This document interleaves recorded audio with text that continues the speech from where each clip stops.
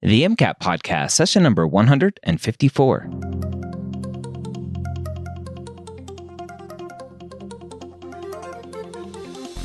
A collaboration between the medical school headquarters and Next Step Test Prep, the MCAT podcast is here to make sure you have the information you need to succeed on your MCAT test day.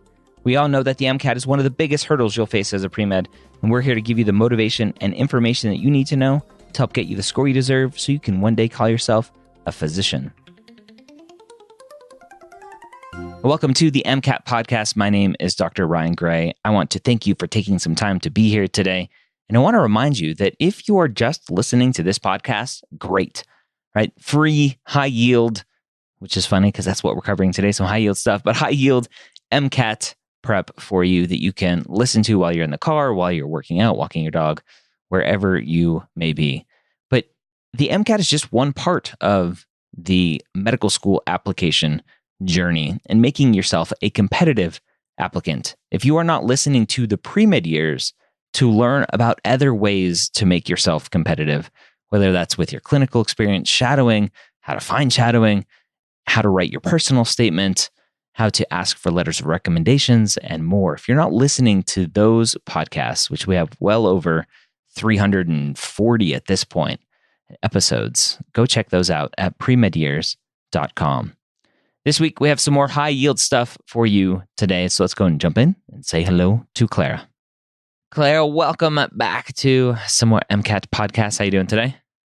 I am great. How are you? I'm excited to talk about some more high-yield topics. I know something that students love to hear because they think they're getting the most bang for the buck, which it's true, they are. And this topic in particular is going to be a fun one. I think lab scares students. We go to lab and we go and we mix things together and we look at the colors of what's burning and we follow the lab book. And we don't really, I think lab is one that we don't really learn about. We just kind of follow directions. And so when we see stuff on the MCAT, it's like, well, I didn't really learn anything in lab. How am I supposed to answer these questions? So hopefully we'll have some good high yield stuff here for lab techniques. Totally. And yeah, and that's so true. I swear I didn't learn anything in any lab that I took in college. I just followed the steps and didn't know the why. And then you get to the MCAT and they really like asking about the why. So. And I'm sure you never did what I potentially maybe did was, hey, like person who had the lab right before me, like what color is supposed to burn from the from this secret reagent?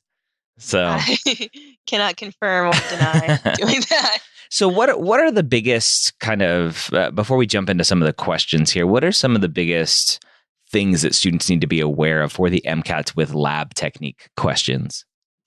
Totally. So lab techniques is a kind of a funny one because we don't really anticipate a lot of questions about these techniques. But the thing is that, so organic chem is the least tested subject on the MCAT, right? So it's like some tiny percent of all MCAT questions.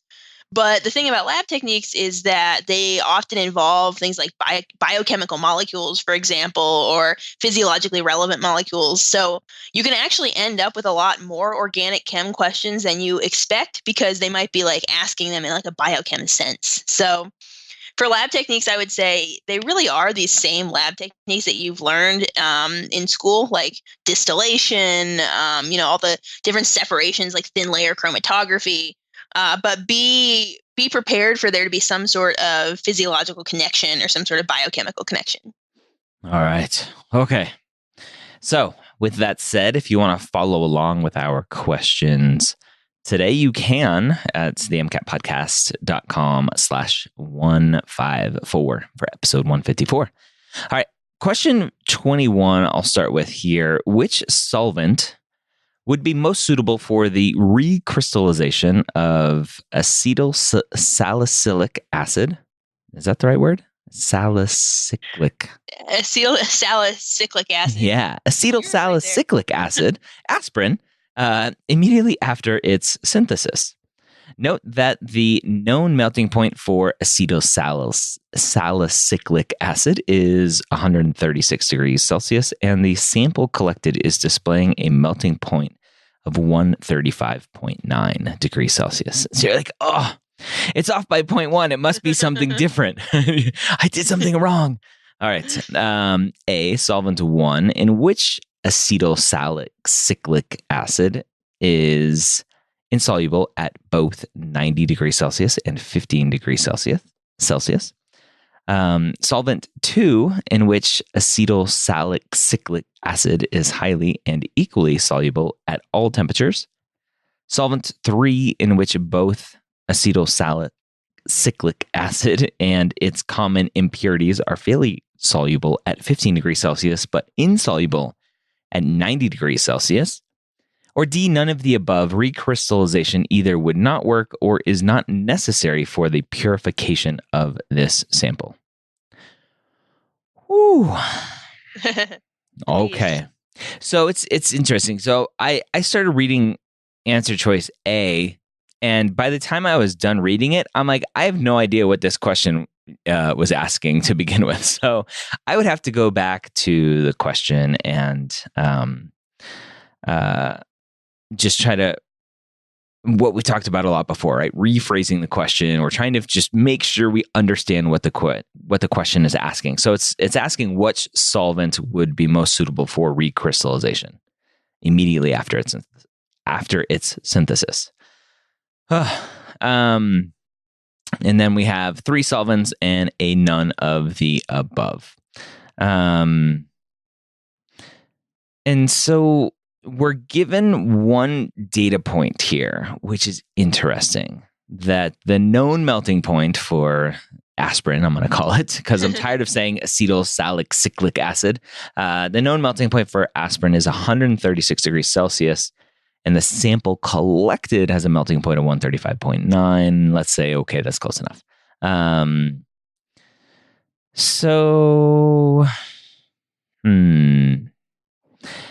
Answer choice A is interesting because it says solvent 1, in which aspirin is insoluble at both 90 degrees Celsius and 15 degrees Celsius. So you're like, well, what do those two temperatures have to do with each other? But we'll put that off for a second. Answer choice B, solvent 2, in which aspirin is highly and equally soluble at all temperatures. Do we know that? I don't know because I don't know. Solvent 3, aspirin and its common impurities are fairly soluble at 15 degrees Celsius, but insoluble at 90 degrees Celsius. So answer choices A and C are very kind of similar because they both have this 90 degrees Celsius and 15 degrees Celsius. So that's like, ooh, must be one of those. And one of them is just the opposite. And so they're trying to confuse me. Or is it D, none of the above, which I always love to pick. So this one is super hard because the 90 and 15 are throwing me off because I don't know where that comes into play. I've obviously forgotten enough about my lab techniques.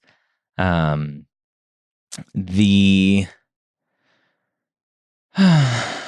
don't know. So answer choice B is weird because it's saying which one is going to recrystallize aspirin. But answer choice B is saying, well, aspirin is going to be soluble at all temperatures. So that kind of doesn't make sense to me. Maybe again, my brain is just fried and whatever. So I'm between A and C because there's just something about them being similar that, to me, it has to be one of those. I'm trying to get in the head of the writers. Yeah. I don't know. I would go with A and move on because I'm done at this point. Totally. And I need some acetylsalicylic acid to cure my headache that this question is causing. This one is really rough. So actually, you are on the right track, though. So you know what recrystallization is because you were referring to like O is going to have to recrystallize, and so B doesn't really make sense because B is a solvent in which it's soluble at all temperatures. So that was totally right. I mean, that's why B is out.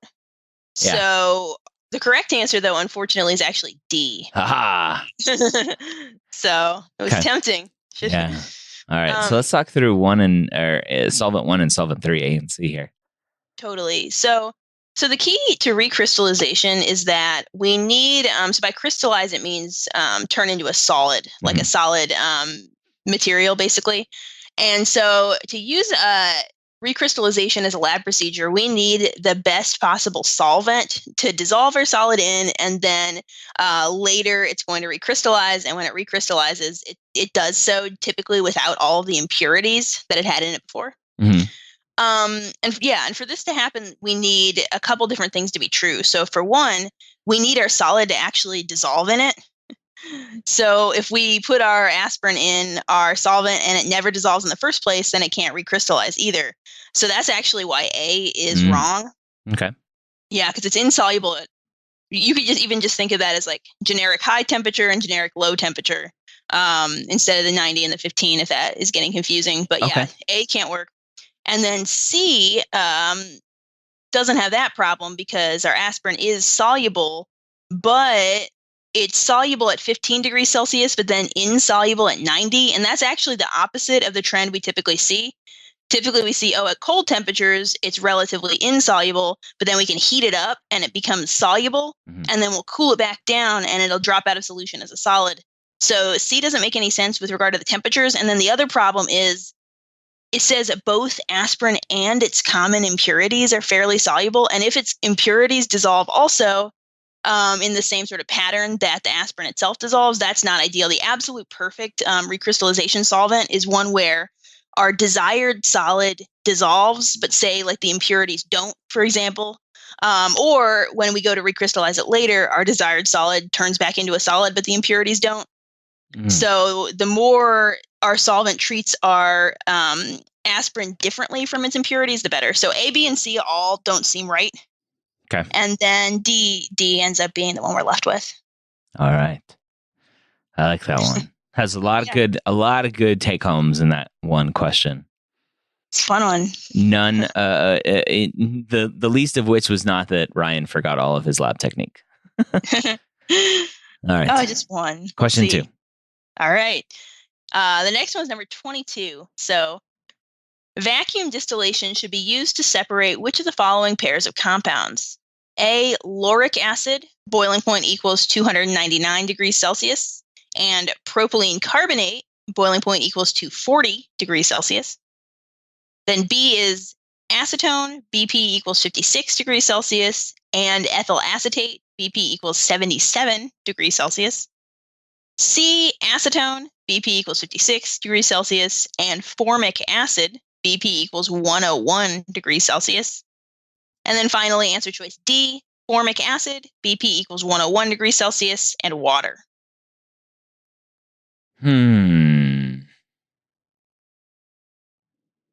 So,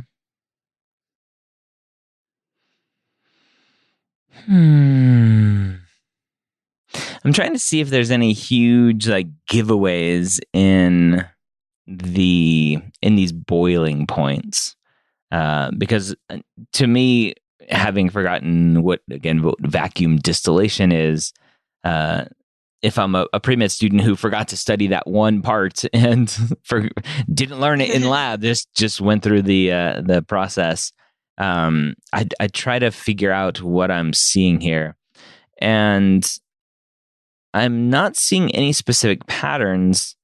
I'm only seeing high temperatures or high boiling points and lower boiling points, right? And there's nothing like really close together other than the last one.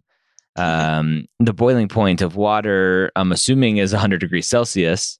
It is. Yeah. So I remember that thing. Thank you, metric system and Celsius temperature. And so D is interesting because it stands apart because formic acid with the boiling point of 101 and water at 100 are so similar that there's something about it that's like, well, that to me stands apart any other one, and there's really nothing else that I can see just if I were to try to make a guess. Because 299 and 240, like, okay, it's off by 59, but the other one is off by 21 and another one off by 45. So I don't think those are different enough numbers to stand out to me, but 1 degree off, that stands out. So I would go with D and move on, not knowing kind of the exact experiment and not trying to dig into, okay, one's an acid because it's formic acid versus lauric acid. Does that make a difference? So I would go with D and move on. Yeah, so it's not D. All right. But that was actually, I mean, a lot of what you did there was great, though, right? Because we're looking for some sort of pattern in these boiling points. Mhm. We know we probably don't need to worry about like the identities of the compounds. Like, who cares what lauric acid actually is? Mhm. But actually, what the right approach was what you said the very first thing when you mentioned, some of these boiling points are really high and some of them aren't. Vacuum distillation, actually, the purpose of it is to separate compounds that have very, very high boiling points. Mm. And the idea is that if you have a compound, so like A, for example, says lauric acid, boiling point is 299.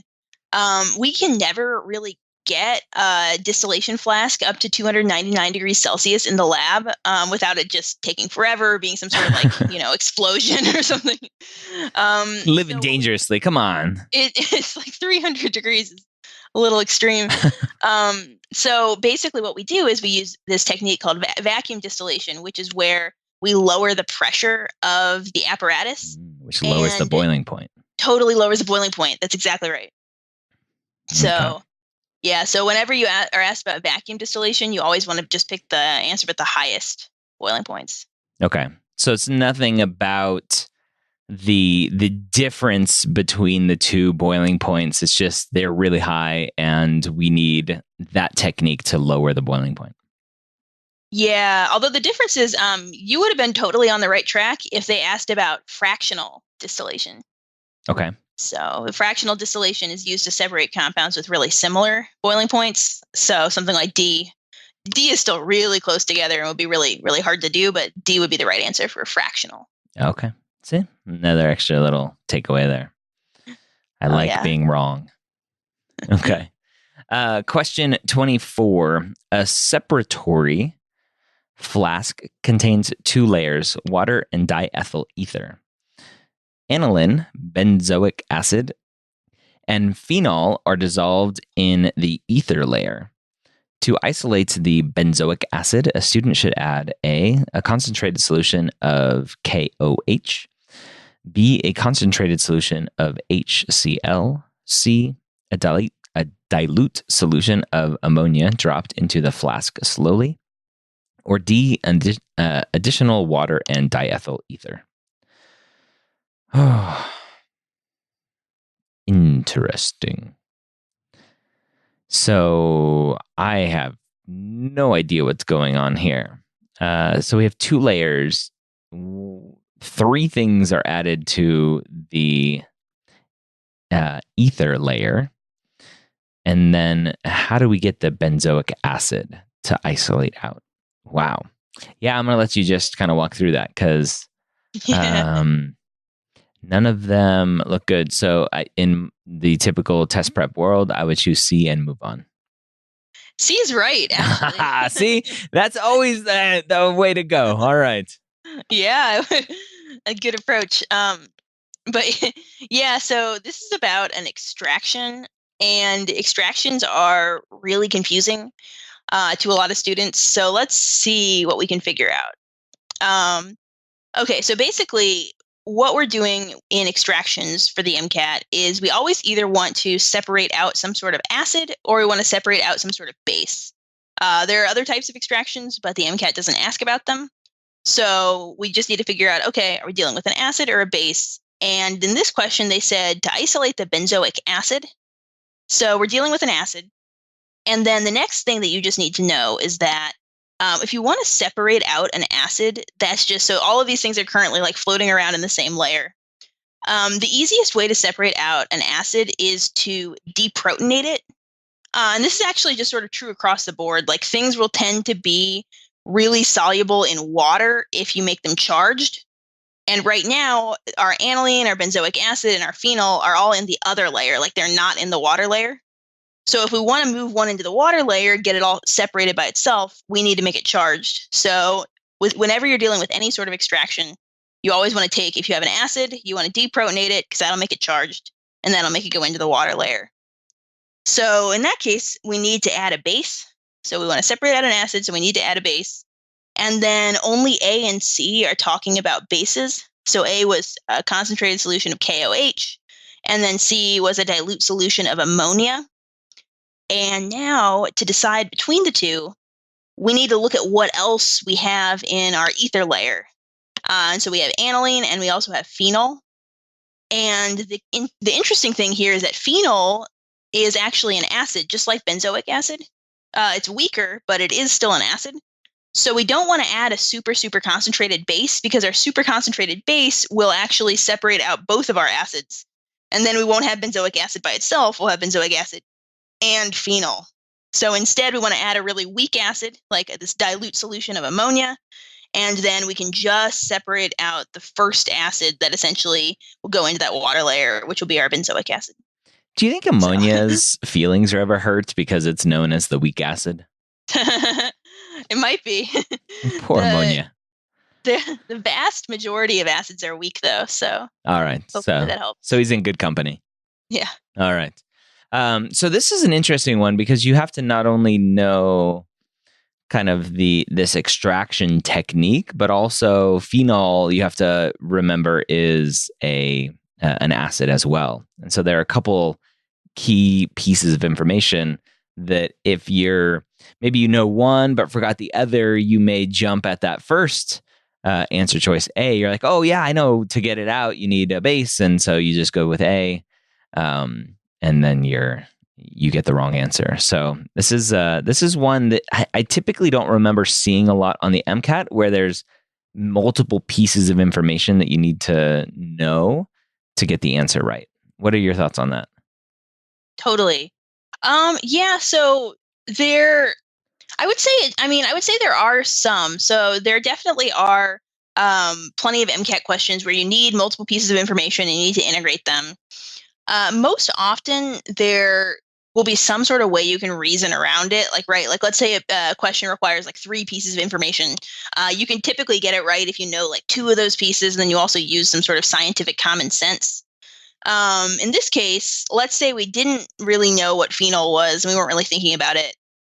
We can still say, okay, common sense, A seems pretty extreme. Like A is a concentrated solution of KOH, and KOH is a strong base.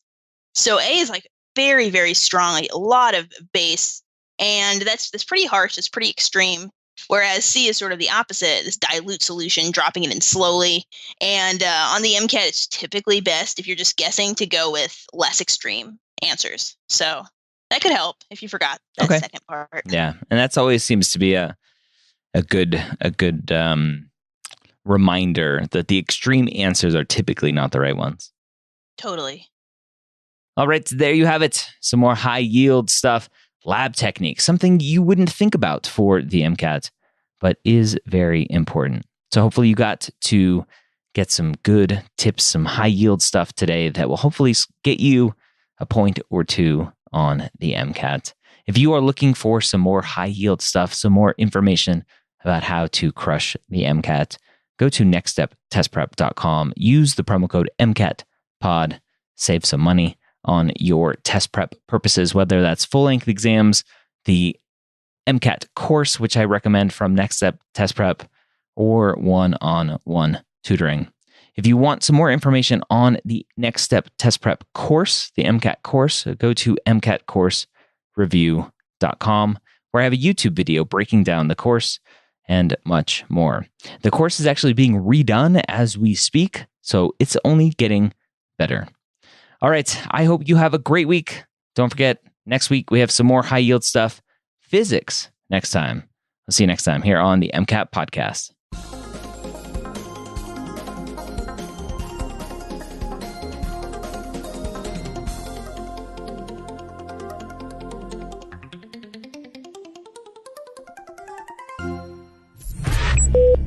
This is MedEd Media.